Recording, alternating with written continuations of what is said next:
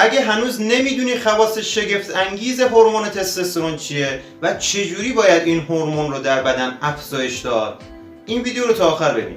سلام و عرض ادب. تستوسترون مهمترین هورمون مردانه و بسیار مؤثر در رشد و تکامل اندام هاست. انرژی، عضله ها، چهره، صدا و خیلی چیزهای دیگه از مواردیه که این هورمون باشون ارتباط مستقیم داره. در ادامه تمام تأثیرات هورمون تستوسترون بر بدن رو براتون میگیم و نحوه بالا بردن این هورمون رو چه با دارو، ورزش و راههای دیگه بهتون آموزش میدیم. با ما باشید.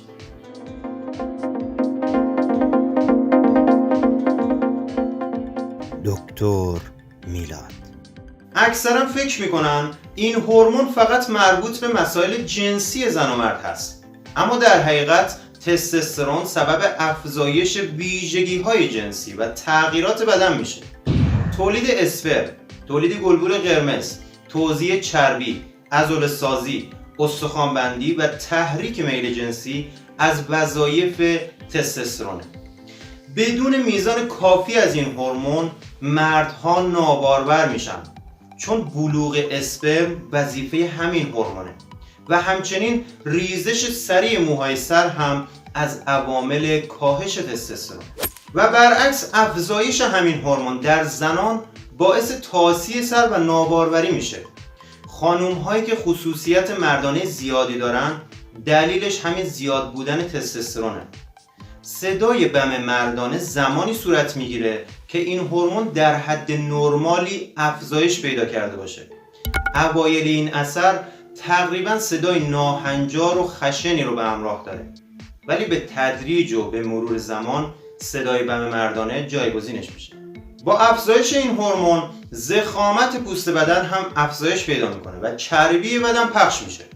نوجوانها و جوانهایی که دچار جوش صورت و بدن میشن دلیلش اینه که یک باره در معرض تستوسترون بالا قرار میگیرن و پوست توانایی مقابله با این حجم از چربی رو نداره. ولی بعد از گذشت چند سال پوست بدن به طور طبیعی با تستوسترون سازگار میشه و مشکل آکنه برطرف میشه. اما بعد از این دوره پوست زیبا و شفافی رو هدیه میگیرید. این هورمون توده عضلانی مردها رو افزایش میده و استخوان‌بندی اونها رو به دلیل زیاد شدن املاح کلسیم قوی تر میکنه. تحقیقات نشون داده مردهایی که تستوسترون بالایی دارن به احتمال در آینده دچار آلزایمر نمیشن. توانایی‌های ذهنی و حافظه‌شون خیلی بهتر عمل میکنه.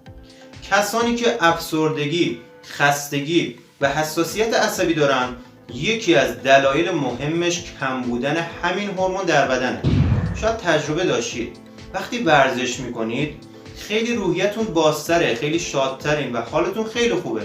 این به این دلیله که تستوسترون بدنتون افزایش پیدا کرده.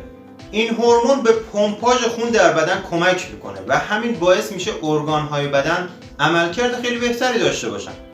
کسانی که ویژگی‌های مردانه هنوز در بدنشون رخ نداده، در صورتی که سنشون از سن بلوغ گذشته، مثلا موی صورت و بدن، باید برای افزایش این هورمون تلاش کنن. حالا کسانی که دچار کمبود تستوسترون هستن چند عامل میتونه نقش مهمی داشته باشه، مثلا آسیب یا ضربه به بیضه ها، دیابت، بیماری کبد، کلسترول بالا، افزایش فشار خون، بی‌تحرکی و اضافه وزن، مصرف بیش از حد الکل و دخانیات، مصرف داروهای شیمیایی که مشتقات تریاک و استروئید رو به همراه داره.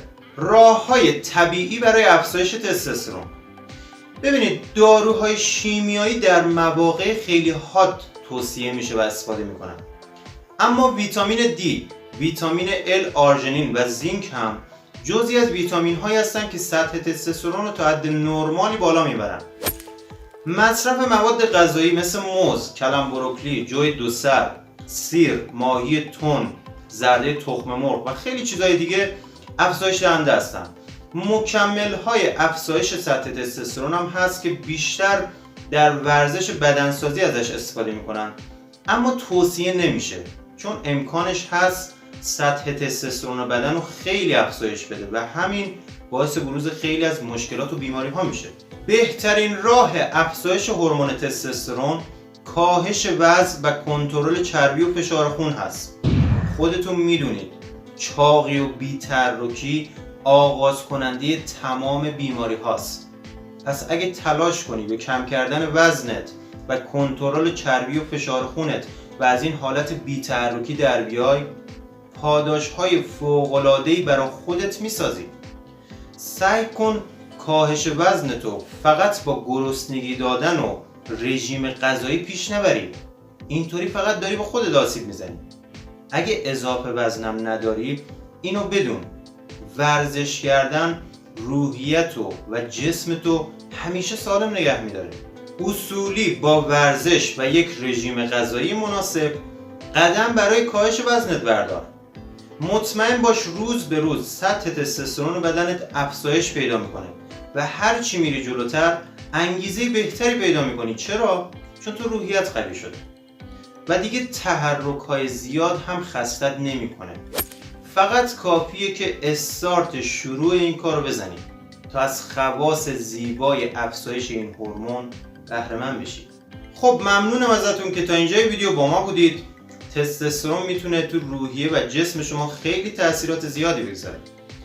لطفا کانال ما رو سابسکرایب کنید دوستان. ما هر هفته ویدیوهای علمی و پزشکی در رابطه با داروها، بیماریها، سلامت جسم، سلامت روح، ویدیوهای زیادی رو به اشتراک میذاریم که میتونه برای سلامت خودتون و خانواده محترمتون مناسب باشه. دوست داشتید کانال ما رو سابسکرایب کنید، علامت زنگوله رو بزنید تا از ویدیوهای جدید ما باخبر بشید. لایک هم فراموشتون نشه. و اگه سوالی هم داشتید کامنت کنید، حتما جوابتون رو میدیم. امیدوارم که حالتون همیشه خوب و سر حال و شاداب باشه. خدا نگهدارتون.